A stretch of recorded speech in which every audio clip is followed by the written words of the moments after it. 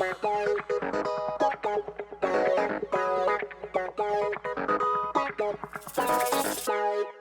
Homestead team. I'm Chaplain Robert Terrell, and this is your July 24th, 2023 Monday Motivator.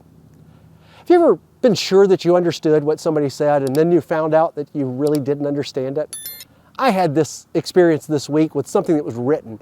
As many of you may know, there's a group of us from We Care Senior Care that are going to be going to Panama. Originally, the plan was for Honduras, but that has swapped to Panama. We're going to be working on a medical mission trip with global brigades. And well, I was reading through the information because the trip's coming up in a few weeks, and I was looking at where we were staying. Now, originally in my mind, I had imaged a compound, you know, the type of spot where men and women would have their own rooms separately, but we would be grouped together in the sense of men and women would be in those rooms and probably be sharing bunk beds.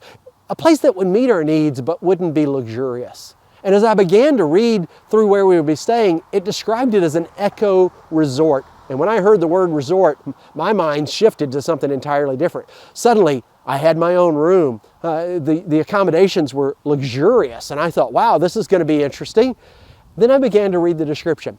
And what I realized is, apparently in Panama, eco resort means something different than what I thought resort meant. It's going to be more like the compound. It's going to be a nice facility. It's going to more than meet our needs, but it's not the resort that I suddenly thought about.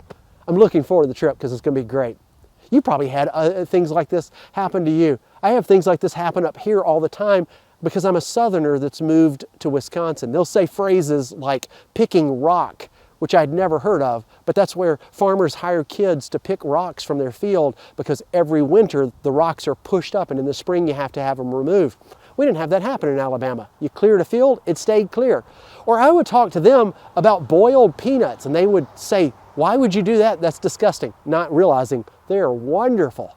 You see, so often we think we know what a phrase or what somebody says means, and we don't actually. It can cause a lot of conflict where we're sure that we understand what's going on, but we really don't understand. My faith teaches me that it's good for me to give somebody the benefit of the doubt, to not judge them because by the standard I judge them with, I'll be judged also.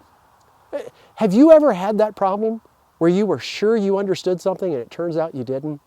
Did you make a good choice and just give somebody the benefit of the doubt? Or did you make a bad choice and get yourself into a little bit of trouble?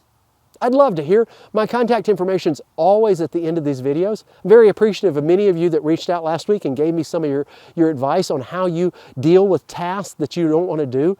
Matter of fact, somebody talked about a boss that had told them that each day they should try to eat one frog, i.e. do one task that they didn't want to do. That's great advice.